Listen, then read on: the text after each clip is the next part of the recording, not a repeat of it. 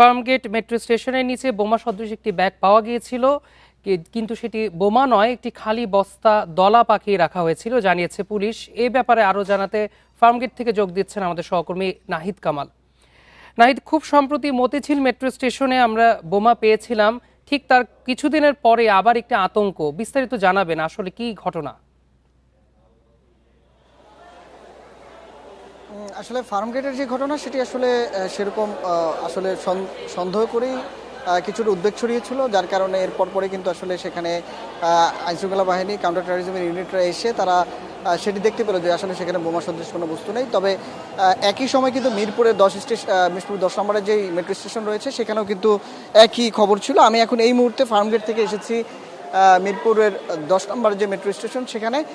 এখানে মূলত আসলে বোমা সদৃশ জর্দার কৌটায় কিছু বস্তু পেয়েছে আমরা বলে জানতে পেরেছি। সেসব বিষয় আসলে কাউন্টার টেরোরিজম এবং আইনশৃঙ্খলা বাহিনীর সদস্যরা সেসব এখান থেকে উদ্ধার করে নিয়ে গেছে, যা যা আলামত পাওয়া গেছে।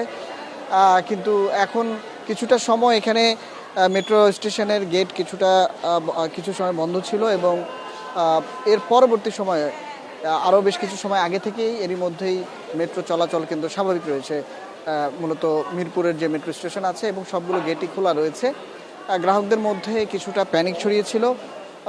এটি নিয়ে আসলে খবর পাওয়ার পরে আইনশৃঙ্খলা বাহিনীর একাধিক ইউনিট মূলত এসব খবরে এরই মধ্যে তারা কাজ শুরু করেছিল আমরা বলে জানতে পেরেছি। এবং ফার্মগেটে তেমন কিছু মিলেনি, মিরপুরে যেসব আলামত পাওয়া গেছে সেসব এরই মধ্যেই আইনশৃঙ্খলা বাহিনীর সদস্যরা কিন্তু নিয়ে গেছেন। আপনাকে আরেকটা তথ্য একটু জানিয়ে রাখি, এর আগে কিন্তু আরও বেশ কিছুদিন আগে আমরা দেখেছি, আরও বেশ কিছুদিন আগেও কিন্তু রাজধানীর মতিঝিলের মেট্রো স্টেশনেও কিন্তু গত 24 জুলাই স্টেশনের ছাতার নিচে মূলত স্টেশনে একটি ব্যাগের পাশে ছাতার নিচ থেকে কিন্তু আসলে টাইম বোমা উদ্ধার করা হয়েছিল এবং সেটি পরবর্তীতে সেখানে নিষ্ক্রিয় করা হয়েছে। এবং এরপর থেকে কিন্তু বেশ কিছু আতঙ্কও ছড়িয়েছে আসলে মেট্রো স্টেশন কেন্দ্রিক হামলার কোনো চক্রান্ত আছে কিনা।